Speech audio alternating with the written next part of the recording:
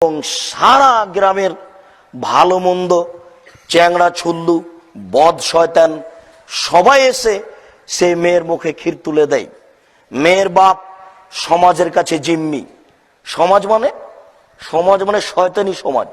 সমাজ আবার কি? সমাজ ও মনে করে যে সমাজ বলতে গ্রামের লোক আমার অধীনে। বেটা কিসের সমাজ তোমার? সারা গ্রামের লোক এই মেয়েটার মুখে ক্ষীর তুলে দেয়। স্ত্রীর মুখে ক্ষীর তুলে দিতে হয়। আরে ক্ষীর না পারলে পান্তা ভাত তো দিতে পারবেন। পান্তা ভাত দিলেও আপনার একটা নেকি আছে। সারা গ্রামের লোক একটা মেয়ের মুখে ক্ষীর কিভাবে তুলে দিতে পারে? তোমার মতো মাতাব্বরকে কবর দিতে এসেছে, আপনি মনে রাখবেন। শুনুন, বিবাহের পূর্বে যত ব্যবস্থাপনা আছে সবই হারাম। বিবাহের পূর্বে রাজশাহী চাঁপাইনবাবগঞ্জের হিসাব অনুযায়ী বায়না প্রথা হারাম। বিবাহের পূর্বে থোবড়া প্রথা হারাম। বিবাহের পূর্বে এইভাবে মুখে ক্ষীর তুলে দেওয়া হারাম। বিবাহের পূর্বে এইভাবে হলুদ মাখানো হারাম। হলুদ মাখাতে হবে এ মর্মে শরীয়তে কোনো বিধান নেই। হলুদ মাখতে হবে বরকনেকে এ ব্যাপারে শরীয়তে কোনো বিধান নেই। হলুদ মাখতে হবে বরকনেকে এ ব্যাপারে কোনো শরীয়তে বিধান নেই। তবে আব্দুর রহমান বিন আউফ একদা রাসূল সাল্লাল্লাহু আলাইহি সাল্লামের সামনে আসলেন। এই ছেলে, তোমরা কি এদিকে আসতে দিলেন কেন? আর তোমরা যারা দায়িত্ব পালন করো তারাই বা কি করে? এখান দিয়ে সামনে দিয়ে মানুষ আসে কি করে? যারা দায়িত্ব পালন করছে ওরা ওখানে কি করে? যারা দায়িত্ব পালনকারীদেরকে দেখছেন তারা দেখুন। চলাচল বন্ধ করুন, ব্যক্তিগত স্বাধীনতা বন্ধ করুন। কিছু বললে কষ্ট পাবেন এটা চায় না। আমি কথা বলছি, আপনি ঘুরে বেড়াচ্ছেন কেন? আপনি কি মনে করেন আপনার এই স্বাধীনতা আসলো কিভাবে? জি, কত আপনি ব্যস্ত? ভুল হিসাব। ব্যস্ততা ত্যাগ করুন, সময়কে মূল্যায়ন করুন, কথাকে দাম দেওয়ার চেষ্টা করুন। সম্মানিত উপস্থিতি, বলছিলাম হলুদ মাখতে পারে। আব্দুর রহমান আউফকে আল্লাহ রাসূল বললেন, তোমার কাপড়টা একটু হলুদ কেন? বিবাহ করেছো নাকি? এই শব্দটার ভিত্তিতে আমরা হলুদ মাখার কথাটা নিয়ে আসি। বরকনেকে হলুদ মাখতে হবে এ ব্যাপারে কোনো বিধান নেই। আল্লাহ রাসূল ওই হলুদ চিহ্ন দেখে বললেন, বিবাহ করেছো? জি। মোহর কি ব্যবহার করেছো? খেজুরের আঁটির সমান স্বর্ণ দিয়েছি। আচ্ছা ঠিক আছে, একটা ছাগল হলে ওয়ালিমা করো। এরই ভিত্তিতে এইভাবে হলুদ মাখার প্রথা আসতে পারে না। হলুদ যদি মাখতেই হয় তাহলে তার মা মাখাবে, তার খালা মাখাবে, তার ফুফু মাখাবে, তার বোন মাখাবে। ভাবে হলুদ মাখাতে পারে না। ভাবি যদি হলুদ মাখায় তাহলে বিবাহের সূচনাতেই জেনা। এই পরিবার কোনোদিন কিয়ামত পর্যন্ত আদর্শ পরিবারের আশা করা যায় না। চাচাতো বোন হলুদ মাখাবে, খালাতো বোন হলুদ মাখাবে, ভাবি হলুদ মাখাবে। আরো আশ্চর্য নোংরা নীতি যে এই কয়েকদিন যে কয়েকদিন হলুদ মাখে সেই কয়েকদিন বর, ভাবি, খালাতো বোন, মামাতো বোন ওরা সবাই এত একজন আর একজনের কাছে হয়ে যায় যে স্বামী স্ত্রী অত কাছে হতে পারে না। তাহলে বলুন, এই পরিবার রাসূলের পরিবার হতে পারে কি করে? এই পরিবার আদর্শ পরিবার হতে পারে কি করে? রাসূল সাল্লাল্লাহু আলাইহি ওয়াসাল্লাম বলেন, আল আইনানে জিনাহুমা নাজর, দুই চোখের জেনা হচ্ছে চোখ দিয়ে দেখা। অল উজনানে জিনাহুমাল ইস্তেমাউ, দুই কানের জেনা হচ্ছে কান দিয়ে শোনা। অল ইয়াদ জিনাহাল বাতস, হাতের জেনা হচ্ছে হাত দিয়ে ধরা। আর রিজল জিনাহাল মাসি, পায়ের জেনা হচ্ছে পা দিয়ে চলা। জেনাল কালবে তাতামানা তাস্তাহি, অন্তরের জেনা হচ্ছে পরিকল্পনা করা। জেনাল লিসানা নুতক, জিহ্বার জেনা হচ্ছে কথা বলা। এগুলি সব জেনার মাধ্যম এক টানা 2 দিন 3 দিন 4 দিন যাবত ভাবির সাথে বোনের সাথে নির্দ্বিধায় স্বামী স্ত্রীর কথা বলে আসছে, এগুলো সবই জেনা। কি করে এই পরিবার আদর্শ হতে পারে যার সূচনাই জেনা? ভাবি হলুদ মাখা তো বহু দূরের কথা, খালাতো বোন, মামাতো বোন, ফুফাতো বোন হলুদ মাখানো তো দূরের কথা। একজন নারীর গায়ে হাত লাগিয়ে হলুদ মাখাতে পারে না। একজন নারীর গায়ে হাত লাগিয়ে হলুদ মাখাতে পারে না। একেবারে সম্পূর্ণরূপে হারাম। আবু হুরায়রা রাদিয়াল্লাহু তাআলা আনহু বলেন, রাসূল সাল্লাল্লাহু আলাইহি ওয়াসাল্লাম বলেছেন, লা তুবাসিরুল মারআতু আল মারআতা ফাতানাতুহা লিজাওজিহা কান্নাহু ইয়ানজুরু ইলাইহা। কোন নারী যেন কোন নারীর গায়ে হাত না লাগায়, কোন নারী যেন কোন নারীর গায়ে হাত না লাগায়। যদি লাগায় তাহলে তার শরীর শক্ত না নরম এটাও বুঝবে। সময় সাপেক্ষে সে তার স্বামীর সামনে বলবে, তার স্বামী তখন তাকে অন্তরের চোখে দেখবে। একজন নারীকে অন্তরের চোখে দেখা হারাম। প্রফেসর সাহেব, আপনার মহিলা কলেজ কেমনে চলে দেখেন? জি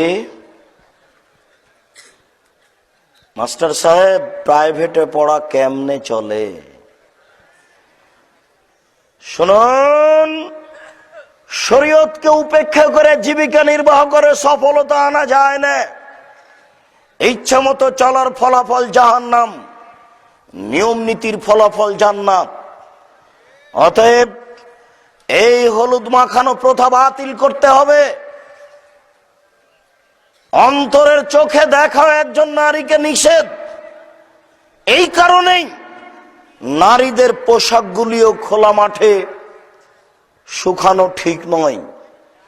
বগুড়া জামিল মাদ্রাসার পিছন দিকে কিছু পরিবার আছে, ওইসব পরিবারের বোরখার ভিতরে যেসব কাপড়গুলি আছে, আপনার কামিজ, পায়জামা, সালোয়ার, এসব কাপড় যদি অন্য কেউ দেখে নেয়, আমাদের শোনা কথাতে যে তারা ওইসব কাপড় জ্বালিয়ে দেয়, তারা আর পরে না। একটা জিনিস না দেখো মানুষ ভাবে, যেমন আপনি রাস্তায় হাঁটছেন, দেখছেন খোলা জায়গাতে একটা সালোয়ার পায়জামা শুকাতে দেওয়া আছে, একবারে বড় চওড়া প্রশস্ত পায়জামা, তা আপনি দেখেই ভাববেন, বাপরে মহিলাটা কত মোটা গো। তাহলে অন্তরে একটা জাগলো। শুনুন, সাফিয়া রাদিয়াল্লাহু তাআলা আনহা আল্লাহ রাসূলকে ইতিকাফ অবস্থায় মসজিদে দেখতে এসেছিলেন। সাফিয়া রাদিয়াল্লাহু তাআলা আনহা আল্লাহ রাসূলকে ইতিকাফ অবস্থায় মসজিদে দেখতে এসেছিলেন। মসজিদে স্বামীর সাথে সাক্ষাৎ হলো, কথাবার্তা হলো। এবার স্ত্রী উঠে যাচ্ছেন, স্বামীও পিছনে পিছনে উঠে যাচ্ছেন। দুইজন সাহাবী ওই সময়তে উঠে পিছনে পিছনে যাচ্ছিলেন। আল্লাহ রাসূল বললেন, আলা রিসলাকুমা, এই তোমরা থামো, ওরা পার হয়ে যাক। সাহাবী দুইজন বলছেন, আল্লাহ রাসূল বলেন কি, আপনার স্ত্রী আমাদের মা, তাদের বিষয়টা আমরা ভাববো মানে? এটা কেমন হয়ে গেল কথা? আল্লাহ রাসূলের এই কথা তাদের অন্তরে একটা বাধা দিল, দাগ কাটলো। একই কথা, আমরা হেঁটে যাব রাসূলের স্ত্রীর পিছনে, আল্লাহ রাসূল এটা আমাদেরকে নিষেধ করলেন কেন? আল্লাহ রিসলাকুমা, থামো তোমরা, আগে বাড়ো না। কেমন হলো আল্লাহ রাসূল? তখন আল্লাহ রাসূল বলছেন, শোনো, আমি এটা চাই না যে তোমরা পিছে পিছে হাঁটবে আর শয়তান তোমাদের অন্তরে কিছু জাগাবে, এটা আমি চাই না। এখন মুক্ত আছো, ভালো আছো। যদি পিছে পিছে হাঁটো তখন বুঝবে আর মনে মনে বলবে, আল্লাহ রাসূলের স্ত্রী সাজে একটু খাটো, তাই না? পা গেল একটু কেমন কেমন, বেশ সুন্দর, তাই না? এই যে তোমার অন্তরে জাগবে পিছনে হাঁটলে, এই জাগাবে শয়তান, এই সুযোগটা আমি দিতে চাচ্ছি না। শয়তানের এই ক্ষমতা আছে, ও পাওয়ারফুল বস্তু, এত পাওয়ার তার যে কত পাওয়ার তা মানুষ জানে না। এত ক্ষমতাধর শয়তান। আমার স্ত্রী সম্পর্কে তোমাদের অন্তরে কিছু জাগাতে পারে, এই ক্ষমতা শয়তানের আছে। অতএব তোমরা থামো, ওরা পার হয়ে যাক। এই হাদিসের সারমর্ম আপনাকে কি দিয়ে বুঝাই?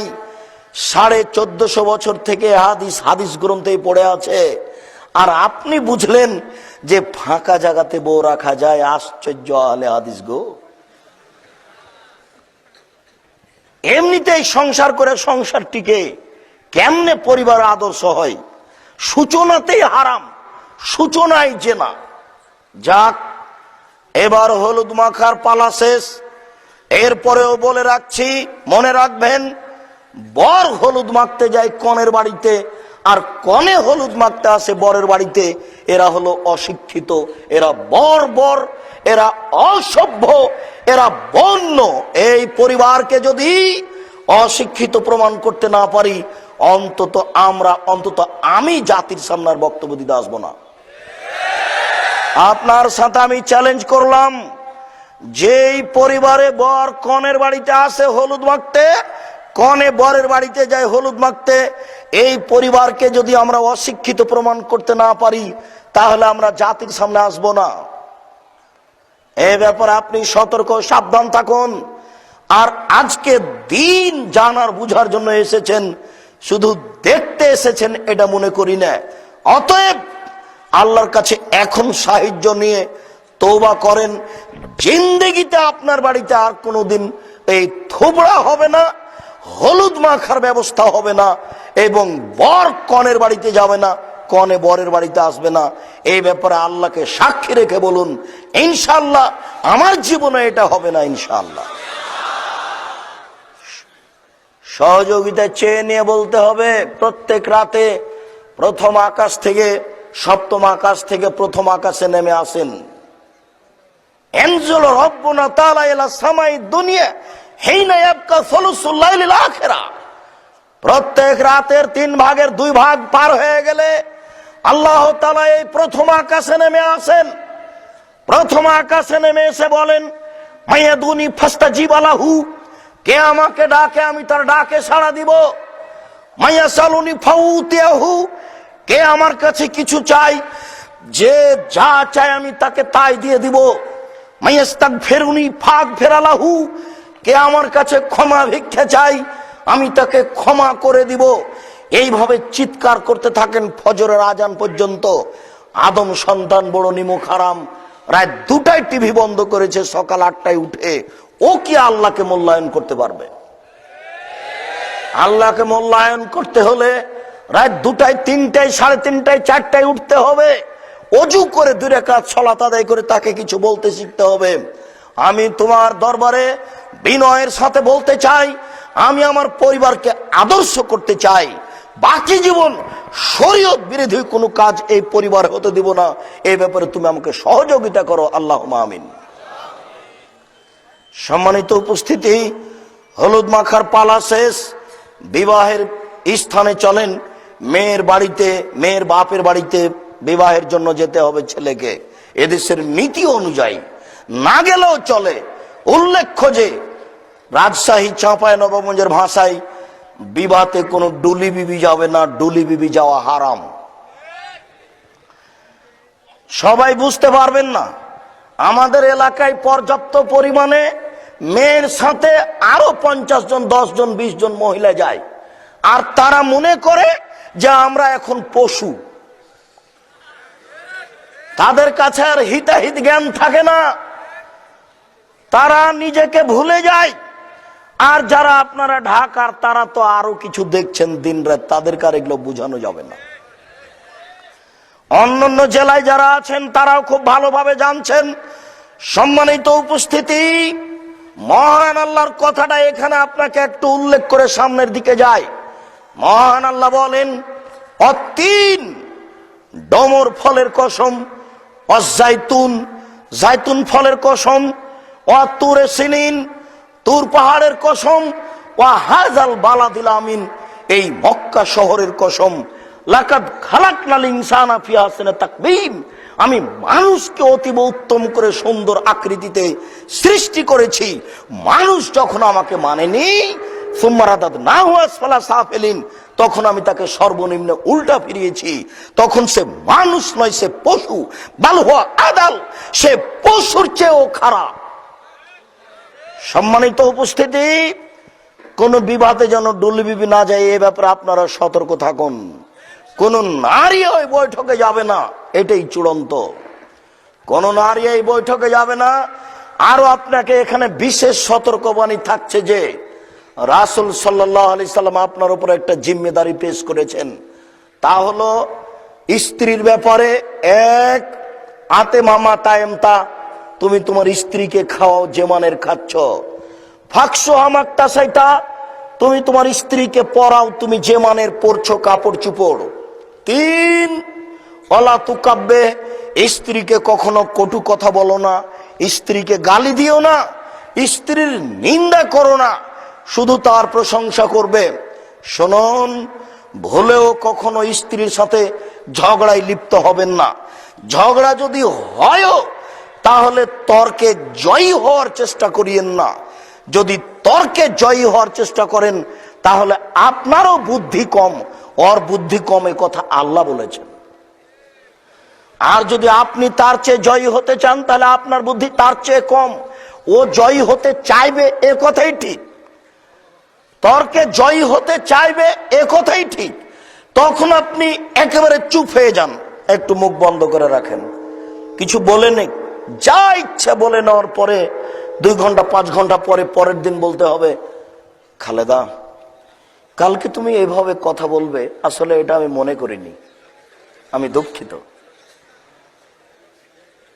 আমি তোমার কাছে সুন্দর একটা আচরণের আশা রাখি। রাসূল সাল্লাল্লাহু আলাইহি সাল্লাম বলছেন, ফাস্তাউসু বিন নিসায়ে খায়রান, তোমরা স্ত্রীকে ভালো উপদেশ দাও, তোমরা স্ত্রীকে কল্যাণের উপদেশ দাও। সাথে সাথে ওই কথাটিও আপনাদের ভালো জানা আছে যে প্রত্যেক দিন সকালে ইবলিস তার চেয়ারটা সাগরের উপর রাখে। এটা ইবলিসের ক্ষমতা, আল্লাহ তাকে এইভাবে ক্ষমতা দিয়েছে। প্রত্যেক দিন সে তার চেয়ারকে সাগরের উপরে রাখে, রেখে বলে, এই ইবলিস শয়তান, তোমরা সব মানুষকে পাপী করো, বিকেলে রিপোর্ট দিতে হবে। বিকেলে এসে রিপোর্ট দেয়, জাহাপনা আমি এই অন্যায় করিয়েছি। ইবলিস বলে, যাও এটা কিছু হয়নি। আরেকজন বলে, আমি এই অন্যায় করিয়েছি, ও বলে, যাও এটা কিছু হয়নি। আরেকজন বলে, আমি স্বামী স্ত্রীর মধ্যে গন্ডগোল লাগিয়ে দিয়েছি। তখন ইবলিস লাফ দিয়ে উঠে তাকে বুকে জড়িয়ে ধরে বলে, তুমি একটা কাজ করেছো কাজের মতো। এই জন্য আপনি কখনো তাকে কটু কথা বলবেন না। 4, আল্লাহ তাজরে বলা লজে মাখের মুখের উপরে মারবেন না।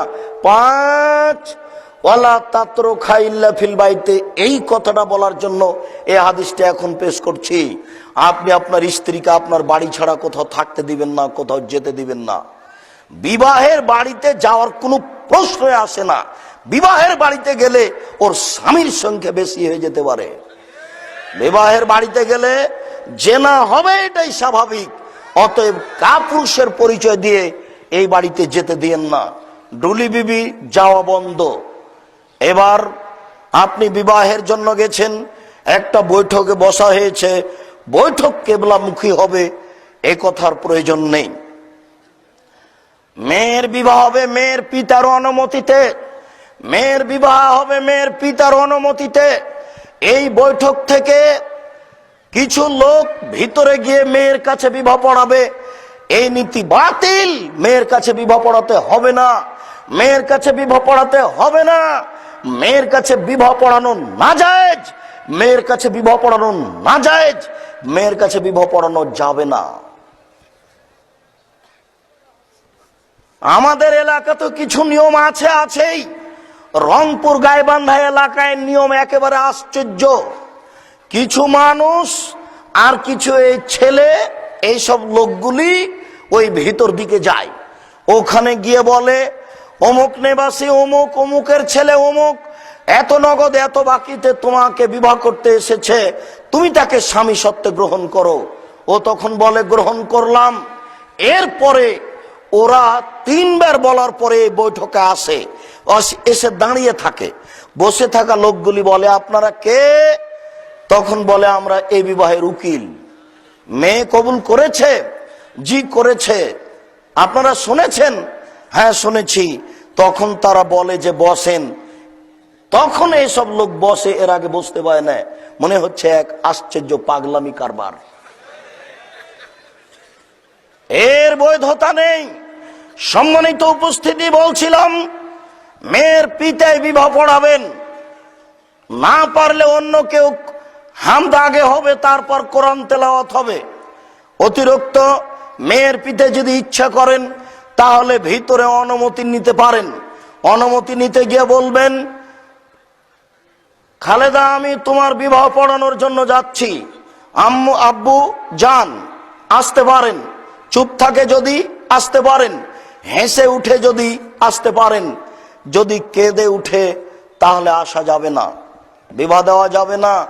বৈঠকে ফিরে এসে বলতে ভুল হয়েছে, আমি মেয়ের বিবাহ দিতে পারলাম না, আমাকে মাফ করেন। বাপ জোর করে বিবাহ দিতে পারে না। বাপ কেন, স্বয়ং রাসূল সাল্লাল্লাহু আলাইহি সাল্লাম জোর করে বিবাহ রক্ষা করতে পারেন না। বারিরা এবং মুগিস দুইজন স্বামী স্ত্রী দাস দাসী ছিল। বারিরা এবং মুগিস দুইজন স্বামী স্ত্রী দাস দাসী ছিল। আয়েশা রাদিয়াল্লাহু তাআলা আনহা বারিরাকে মুক্ত করে দিলেন টাকা দিয়ে। তখন বারিরা বললেন, আমি এই সংসারে থাকবো না, মুগিসের সাথে থাকবো না। বুখারী গ্রন্থে এসেছে বারিরা আগে আগে হাঁটে আর মুগিস রাদিয়াল্লাহু তাআলা আনহু পিছে পিছে হাঁটেন। দুই চোখের পানি ঝরঝর করে ঝরে। ভাবখান এরকম মনে হচ্ছে যে উনি বলছেন, তুমি আমার সাথে থাকো না, তুমি না থাকলে যে আমি বাঁচবো না, আমি কেমনে কি করি, তুমি আমার সাথে থাকো না। ঠিক এরকম একটা পরিবেশ দৃশ্য দেখে আল্লাহ রাসূল বললেন, বারিরা তুমি মুগিসের সাথে থাকো। তখন বারিরা রাদিয়াল্লাহু তাআলা আনহা বলছেন, তামরুনি আনতু সাবেরুনি, আপনি আমাকে আদেশ করছেন না পরামর্শ দিচ্ছেন। আল্লাহ রাসূল মুগিসের সাথে থাকার ব্যাপারে আপনি আমাকে আদেশ করছেন না পরামর্শ দিচ্ছেন। তখন আল্লাহ রাসূল বলছেন, বারিরা আমি তোমাকে আদেশ করিনি, আমি তোমাকে পরামর্শ দিচ্ছি। আদেশ মানে, রাসূলের আদেশ মানে কানা হোক, খোড়া হোক, ল্যাংড়া হোক, চলতে পারুক আর না পারুক, আদেশ মানে মেনে নিলাম। আমি তোমাকে আদেশ করিনি, পরামর্শ দিচ্ছি।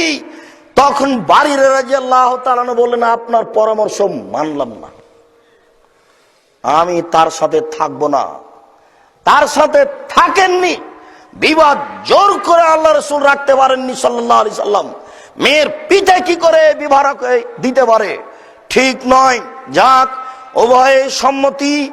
মেয়ের পিতা আগে হামদ পড়বেন, তারপর কোরআন তেলাওয়াত করবেন, তারপর বলবেন, আমার মেয়ে অমুক এত নগদ এত বাকিতে তোমার সাথে বিবাহ বন্ধনে আবদ্ধ হতে রাজি, তুমি তাকে স্ত্রী হিসেবে গ্রহণ করো। সে বলবে গ্রহণ করলাম। বুখারী মুসলিম গ্রন্থ অনুযায়ী কাবেল তো গুরুত্বপূর্ণ কথা 3 বার বলা যায়। এ কারণে মেয়ের পিতা বলতে পারেন, আমার মেয়ে অমুক এত নগদ এত বাকিতে তোমার সাথে বিবাহ বন্ধনে আবদ্ধ হতে রাজি, তুমি তাকে স্ত্রী হিসেবে গ্রহণ করো। সে বলবে গ্রহণ করলাম। আমার মেয়ে অমুক এত নগদ এত বাকিতে তোমার সাথে বিবাহ বন্ধনে আবদ্ধ হতে রাজি, তুমি তাকে স্ত্রী হিসেবে গ্রহণ করো। বিবাহ হয়ে গেল। উনি এতটুকু বলতে পারেন, আমরা মুরব্বিয়ানে কিরাম, এলাকাবাসী, দেশবাসী তোমাদের দাম্পত্য জীবন কামনা করি, আল্লাহ তোমাদেরকে সুখী করুক। বারাকাল্লাহু লাকা ওয়া আলাইকা ওয়া জামা বাইনাকুমা ফি খায়র, বারাকাল্লাহু লাকা ওয়া আলাইকা ওয়া জামা বাইনাকুমা ফি খায়র। এরপরে তিনি বলবেন, সুবহানাকা আল্লাহুম্মা ওয়া বিহামদিকা আশহাদু আল্লা ইলাহা ইল্লা আনতা আস্তাগফিরুকা ওয়া আতুবু ইলাইক। বিবাহের বৈঠক শেষ। বর তুমি এখন তোমার বউ নিয়ে যেতে পারো। বলছিলাম সম্মানিত উপস্থিতি, তোমাকে একটা কথা বলে যাচ্ছি, যুবক শোনো। বিবাহ করতে এসেছো অনেক মানুষ নিয়ে, মেয়ের পিতার কিছু খরচ হবে, এটা শরীয়তে বোঝা যায় না। মেয়ের পিতার কিছু খরচ হবে, এটা শরীয়তে বোঝা যায় না। তবে বিবাহের পরে মেয়ে বাপের কাছে কিছু চাইতে পারে, তার প্রমাণ পাওয়া যায়। বিবাহের পরে মেয়ে বাপের কাছে কিছু চাইতে পারে, তার প্রমাণ পাওয়া যায়। যেমন রাসূল সাল্লাল্লাহু আলাইহি ওয়াসাল্লাম নিজে বলেছিলেন ফাতেমাকে, ফাতেমা সালিনি মা শেতে, তোমার যা ইচ্ছা তুমি তা চাইতে পারো, বিচারের মাঠে আমি তোমার কোনো সুবিধা করতে পারবো না। তাহলে পিতাও অনুমতি দিলেন। আর ফাতেমা রাদিয়াল্লাহু তাআলা একবার বাড়িতে এসেছিলেন পিতার কাছে কাজের লোক নেওয়ার জন্য। এসে দেখলেন আব্বা বাড়িতে নেই। আয়েশা রাদিয়াল্লাহু তাআলাকে বলে তিনি চলে গেলেন। আয়েশা রাদিয়াল্লাহু তাআলা স্বামী আসতে বললেন ফাতেমা এই কারণে এসেছিল। আল্লাহ রাসূল ফাতেমার কাছে গিয়ে বললেন, মা তুমি কাজের লোক কি করবে? সুবহানাল্লাহ, আলহামদুলিল্লাহ, আল্লাহু আকবার বলো, এটাই কাজের লোকের কাজ দিবে। কই, আল্লাহ রাসূল তো বললেন না ফাতেমা বিবাহের পরে মেয়ে বাপের কাছে কিছু চাইতে পারে না, এই কথা তিনি বললেন না। বিবাহের পরে মেয়ে বাপের কাছে কিছু চাইতে পারে না, এই কথা তিনি বললেন না। বিবাহের পরে কিছু চাইতে পারে প্রয়োজনে, এ কথাই ঠিক। পিতাও খুশি হয়ে বলতে পারে, আম্মু তোমাকে গাভীটা দিলাম, দুধ খাবে, বাচ্চা হবে, তোমার একটা সংসারের সুবিধা আসবে, এই কথা মেয়ের পিতাও বলতে পারেন, যেগুলো অস্থায়ী সম্পদ। এরপরে বাড়িতে স্ত্রী নিয়ে গিয়ে বাসর ঘর সাজাতে হবে, এ কথাই সুন্নাত। কনেকে সুন্দরী করে সাজাতে হবে, এ কথাই সুন্নাত। বলছিলাম বাসর ঘর ভাবি সাজাবে, যদি তাই হয় তাহলে বাসর ঘরে জেনা দিয়ে আরম্ভ হচ্ছে, এই পরিবার আদর্শ পরিবার হতে পারে না। ভাবি, খালাতো বোন, ফুফাতো বোন এইগুলি সাজাতে পারে না। খালা, ফুফু, নানি তারাই সাজাতে পারে। আয়েশা রাদিয়াল্লাহু তাআলা আনহা বলেন, আমি বান্ধবীদের সাথে খেলছিলাম, আমার আম্মা চিৎকার করে আমাকে ডাকলেন, আমি দৌড় দিয়ে চলে আসলাম। আমার শরীর হাতে কিছু ধুলাবালি লেগেছিল, তিনি সেগুলো মুছে দিয়ে আমাকে নিয়ে গেলেন কিছু আনসারীদের মহিলাদের কাছে এক ঘরে। দেখি সেখানে আনসারীদের মহিলা, তারা আমাকে সুন্দরী করে সাজালেন। তবে তিনি বলেননি আমাকে কি দিয়ে সাজালেন, তিনি শুধু বলেছেন আমাকে সুন্দরী করে সাজালেন। বিউটি পার্লারে যা কিছু পাওয়া যায় তা দিয়ে সাজানো যায়, তাতে কোনো সমস্যা নেই। তবে বিউটি পার্লার ঘরে রুমে ঢুকতে পাবে না, ওই পরিবেশেও যেতে পাবে না। উল্লেখ্য যে নখে নেইল পালিশ দিতে পাবে না। ইহুদি খ্রিস্টানদের মেয়েদেরকে বিবাহ করার পতিতালয়ের মেয়েদের বৈশিষ্ট্য হচ্ছে নখে নেইল পালিশ দেওয়া। ইহুদি খ্রিস্টানদের মেয়েদের পতিতালয়ের মেয়েদের বৈশিষ্ট্য হচ্ছে নখে নেইল পালিশ দেওয়া। ওদের ওখান থেকে এসেছে নখে নেইল পালিশ দেওয়া। এই জন্য জরুরি ভিত্তিতে মুসলিম নারী নখে নেইল পালিশ দিয়ে থাকলে ছিলে ফেলবে, জিন্দেগিতে কোনো দিন দিবে না। তারা হাতের নখে মেহেদি দিবে, হাতের নখে তো মেহেদি দিবেই, পায়ের নখেও দিবে। মহিলারা হাতের নখে তো মেহেদি দিবেই, পায়ের নখেও দিবে।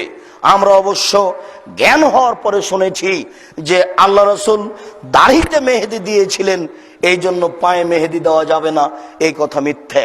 কেন মিথ্যে? রাসূল সাল্লাল্লাহু আলাইহি সাল্লাম বলেছেন, ঋতুবতী মহিলা যখন ঋতু থেকে গোসল করে পবিত্র হবে তখন লজ্জা স্থানে আতর ব্যবহার করবে। হায়েজলা মহিলা যখন হায়েজ থেকে গোসল করে পবিত্র হবে তখন লজ্জা স্থানে আতর ব্যবহার করবে। তো আতর তো আল্লাহ রাসূল দাড়িতে লাগিয়েছেন। এবার কাজেই এই হিসাব ভুল। আল্লাহ রাসূল দাড়িতে মেহেদি লাগিয়েছেন, এটা দাড়িতে লাগানো সুন্নাত। মেয়েদের হাতের নখে দিতে হবে, পায়ের নখে দিতে হবে, এটা তাদের জন্য জরুরি। মহিলাদেরকে নখে মেহেদি দিতে হবে জরুরি ভিত্তিতে। জরুরি ভিত্তিতে কেন?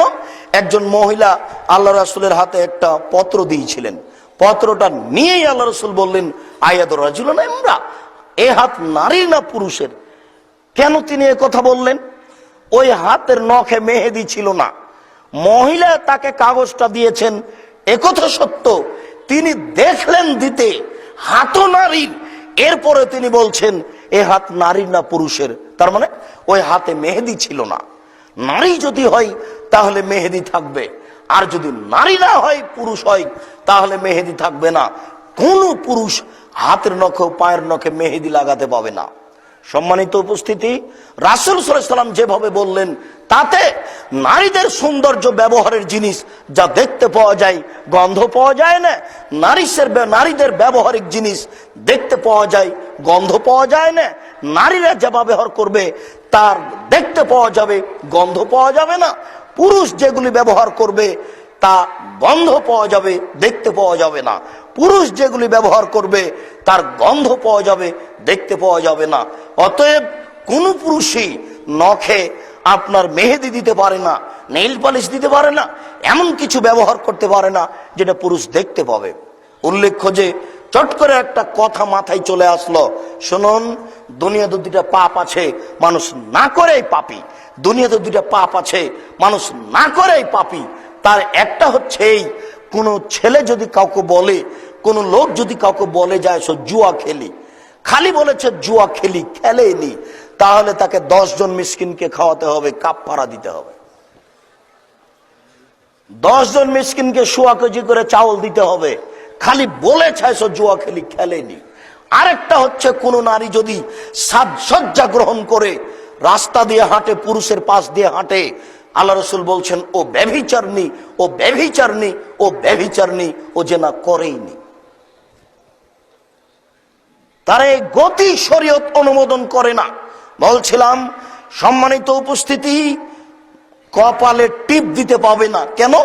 হিন্দু মেয়েদেরকে বিবাহ করার 10টি পদ্ধতি রয়েছে, তার একটি পদ্ধতির নাম হচ্ছে রাক্ষসী বিবাহ।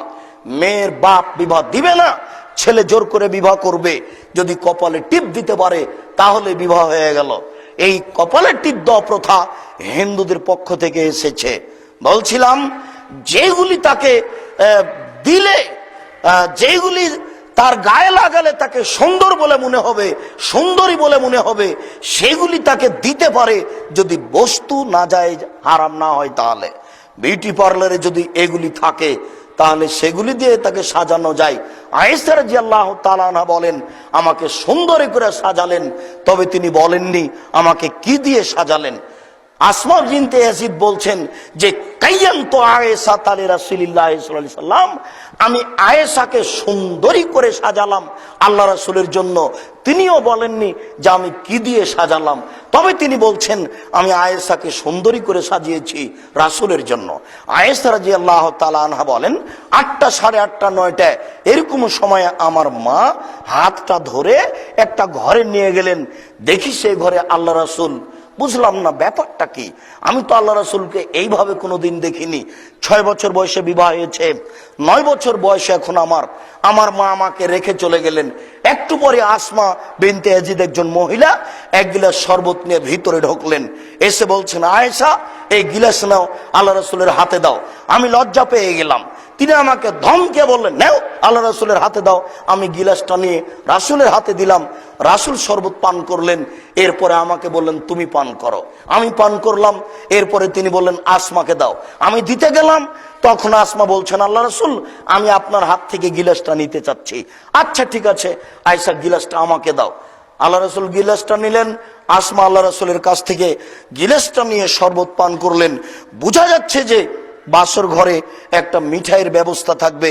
যেমন ভাবে ঘর সাজানো হবে, তেমন ভাবে কনেকে সাজানো হবে, তেমন ভাবে একটা মিঠাইয়ের ব্যবস্থা হবে।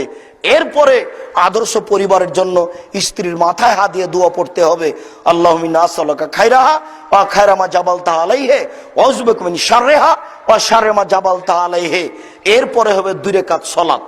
বর আগে দাঁড়াবে, কনে পিছে দাঁড়াবে, পাশাপাশি দাঁড়াতে পাবে না, মা বেটা হলেও পাবে না। মা যদি একেবারে বৃদ্ধা হয়ে যান তবুও ছেলে পাশে দাঁড়িয়ে সালাত আদায় করতে পাবে না।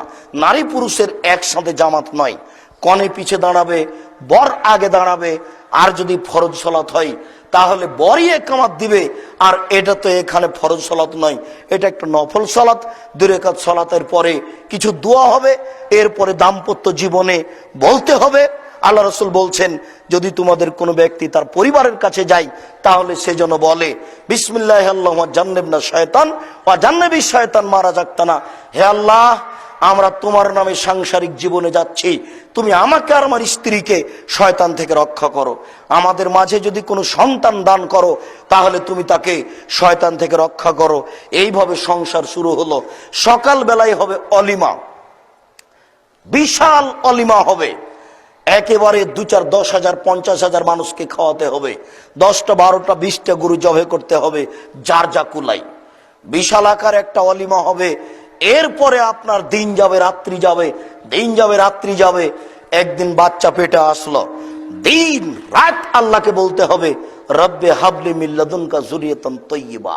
আল্লাহ তোমার পক্ষ থেকে আমরা চাচ্ছি একটা সুন্দর ছেলে দাও, যেই ছেলে এই দিন জীবিত করতে পারবে, এই সমাজকে উৎখাত করতে পারবে, যে নাজায়েজ হারাম সমাজ, এরকম সমাজকে তুলে দিতে পারবে, আল্লাহ রাসূলের সমাজকে নিয়ে আসতে পারবে, এরকম ছেলে তুমি আমাকে একটা দান করো।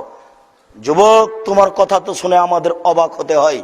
যেদিন তোমার স্ত্রীর পেটে বাচ্চা এসেছে সেদিন থেকে তুমি ভাবছো ছেলেকে আমার ইংলিশ মিডিয়ামে পড়াতে হবে। তোমাদের দুইজনের হিসাব আমরা ভালোভাবে বুঝি। বুঝার পরে মনে হয় যে তোমাদের জীবন, বরং তোমার আব্বার জীবনটা ওই গল্পটার মতো। ওই যে তুমি একটা পদ্য পড়েছিলে, একজন বাবু একটা নৌকাতে উঠেছে, মাঝি, বাবু আর মাঝি। একটু পরে বাবু বলছে, মাঝি চাঁদ কেন বাড়ে কমে রে, বলতে পারিস? তো মাঝি বলছে, বাবু এসব কি আর জানি আমি? তোর জীবন চারায় নাই মিছে। একটু পরে, এটা কি বলতে পারিস? না। তোর জীবন আটা নাই মিছে। এটা কি বলতে পারিস? না। তোর জীবন 12 আনাই মিছে। ইতিমধ্যে বাতাস উঠেছে, নৌকা দুলে উঠেছে। এবার মাঝি বলছে, বাবু সাঁতার জানো বাবু? তো বাবু বলছে, না রে মাঝি, না, আমি তো সাঁতার জানি না। ও বাবু, এখন কেন কাবু? এখন দেখি তোমার জীবন 16 আনাই মিছে, তোমার বাপের জীবন 16 আনাই মিছে। টাকাও লস, আপনার ছেলেও লস, জাতীয় লস, সবার জন্য এটা একটা বিপদ। এই ছেলে হলো কুসন্তান, এই ছেলে হলো কুসন্তান। এই ছেলে বাপ মরার পরে তার বাপের ছবিকে সুন্দর করে সাজিয়ে অ্যালবামে দিয়ে সাজিয়ে রাখে, বাড়িতে বেঁধে অ্যালবামে সাজিয়ে রাখে। এটা শিক্ষিত ছেলে নয়, এটাই কুসন্তান, এটাই অশিক্ষিত ছেলে। সুসন্তান কে তাহলে? সুসন্তান হচ্ছে ওই যেই ছেলে বাপের কবর দিয়েছে, বাড়িতে একটা পাসপোর্ট সাইজের ছবি ছিল, সেই ছবিটাকে একবারে টুকরা টুকরা করে ছিঁড়ে ফেলে কবরস্থানে গিয়ে বলছে, রব্বির হামহুমা কামা রব্বায়ানি সাগীরা, হে আমার প্রতিপালক, তুমি আমার পিতা মাতাকে দেখো, বাল্য অবস্থায় তারা যেভাবে আমাকে দেখেছিল। রব্বিক ফিরলি বলে বলে দাইয়ে, হে আমার প্রতিপালক, তুমি আমাকে ক্ষমা করো, আমার বাপ মাকে ক্ষমা করো। আল্লাহুম্মা গফিরলি আবি और फदर जाता हूँ फिल महादीन और सलाहु फी कब्रिही और नाब्बिर लाहु फीहे। আল্লাহ, তুমি আমার পিতাকে ক্ষমা করো, তাকে উচ্চ মর্যাদা দান করো, তুমি তার কবরকে প্রশস্ত করো, তুমি তার কবরকে আলোকিত করো। আল্লাহুম্মা গফির লাহু, আল্লাহ তুমি তাকে ক্ষমা করো। ওয়ারহামহু, তুমি তার প্রতি রহমত নাযিল করো। ওয়াফি, তুমি তাকে মাফ করো। ওয়াফি আনহু, তুমি তার প্রতি নিরাপত্তা অবতীর্ণ করো। ওয়াকরিম নুজুলাহু, তুমি তাকে দামি সম্মানী খাদ্য খেতে দাও। ওয়াসমাদ খালাহু, তুমি তার থাকার জায়গা প্রশস্ত করে দাও। ওয়াগসিলু বিল মাই ওয়া সালজাল বারাদ কামা নাকাইতা সাবল জমিনা দানাস, তুমি তাকে ঠান্ডা স্বচ্ছ পানি দিয়ে ধুয়ে পরিষ্কার করে দাও, যেমন ভাবে সাদা কাপড়কে ময়লা থেকে ধুয়ে পরিষ্কার করা হয়। আবদুলহু দারান খায়রান মিন দারিহি, দুনিয়াতে যে বাড়ি ছিল তার চেয়ে সুন্দর বাড়ি দাও। আহলান খায়রান মিন আহলিহি, দুনিয়াতে যে পরিবার ছিল তার চেয়ে সুন্দর পরিবার দাও। ওয়া জাওজান খায়রান মিন জাওজিহি, দুনিয়াতে যে স্ত্রী ছিল তার চেয়ে সুন্দর স্ত্রী দাও। ওয়াদখিলহুল জান্নাহ, তুমি একে জান্নাতে প্রবেশ করাও। ওয়াজহু মিন আযাবিল কবর, তুমি একে কবরের শাস্তি থেকে বাঁচাও। মিন আযাবিন নার, তুমি একে জাহান্নামের শাস্তি থেকে বাঁচাও। এই ছেলে হলো সুসন্তান। বলছিলাম সম্মানিত উপস্থিতি, এবার বাচ্চা প্রসব হলো। বাচ্চা প্রসব হওয়ার সাথে সাথে আজান দেওয়া যায়। হাদিসটি হাসান পর্যায়ের বলা যাচ্ছে। ডান কানে আজান, বাম কানে একামাত, এ হাদিস জাল। ডান কানে আজান, বাম কানে একামাত, এ হাদিস জাল। আজান দিলেও স্বাভাবিকভাবে পাশে দিতে হবে, হায়াল আসসালা হায়াল ফলা ছেড়ে দিতে হবে এ কথা নয়, বাইরে আজান দিতে হবে এ কথাও নয়। এরপরে যারা পরহেজগার মানুষ গ্রামে আছে বা বাড়িতে এসেছে তার কাছে একটু তাহানিক করে নিতে হবে। চাচা, একটু আমার বাচ্চাটা তাহানিক করে দেন। একটা খেজুর খুব ভালো করে দাঁতে চাবিয়ে বাচ্চার মুখের ভিতর দিকে দিয়ে দিবে, তারপরে দোয়া করে দিবে, এই তাহানিক। এরপরে বাচ্চাকে মা যখন দুধ খাওয়াবে, যতবার দুধ খাওয়াবে ততবার মাকে বিসমিল্লাহ বলতে হবে। যদি না বলে তাহলে দুধ শয়তান খাবে, নিশ্চিত খাবে, অবধারিত খাবে। আল্লাহ রাসূল বলেছেন খাবে, অতএব খাবে। দিন যায় রাত্রি যায়, দিন যায় রাত্রি যায়, সপ্তম দিন চলে আসলো, আকিকা করতে হবে। ভেড়া ভেড়ি দুম্বা দুম্বি, ছাগল ছাগি, এই 6 শ্রেণীর প্রাণী দিয়ে আকিকা করতে হবে। উট দিয়ে, গরু দিয়ে আকিকা চলে না, প্রমাণে হাদিস ঠিক নয়। 14 দিনে 21 দিনে আকিকা করা যায় না, জীবনে একদিন আকিকা করা যায় না। আকিকার পশুর সাথে কুরবানির পশুর কোনো সম্পর্ক নাই। যে কোনো একটা পশু হলেই হলো, দাঁত থাক আর না থাক, মোটা তাজা হোক আর না হোক, এটা হলো বাপের জিম্মেদারি। 7ম দিনের দিন করতে হবে, এটা বাপের জিম্মেদারি, এটা নেকির কাজ বলে নয়, এটা পিতার জিম্মেদারি, যা তাকে করা লাগবে। কুরবানি ছিল নেকির কাজ। কুরবানি মাঝে মধ্যে না করাই ভালো, করলে বেশি টাকা দিয়ে ভালো টকটকে ঝকঝকে দাঁতলা পশু কুরবানি করবে। বলছিলাম সম্মানিত উপস্থিতি, বাচ্চার বয়স 1 বছর, পায়জামা পরাবেন, প্যান্ট নয়। এই যে প্যান্টটা কিনেছেন, আমি বুঝতে পারি না আপনি কেমন বাপ। আমাদের বাসায় এই প্যান্ট যদি নিয়ে যাওয়া হয় তাহলে 3 ঘন্টার মধ্যে জ্বালিয়ে দেওয়া হবে। জন্ম দিতে পারলে বাপ হওয়া যায় না, ক্ষমতার নাম বাপ। প্রসাব করাতে পারলে মা হওয়া যায় না, ক্ষমতার নাম মা। শুনুন সম্মানিত উপস্থিতি, আমরা আজ করছি, সময়ের শেষের দিকে চলে এসেছি। অতএব এই পর্যন্ত বলতে চাচ্ছি যে আপনার ছেলে 5 বছরের হলে তাকে ইসলামী পোশাক দিয়ে স্কুলে পাঠান, সালাম দিয়ে যাবে আসবে।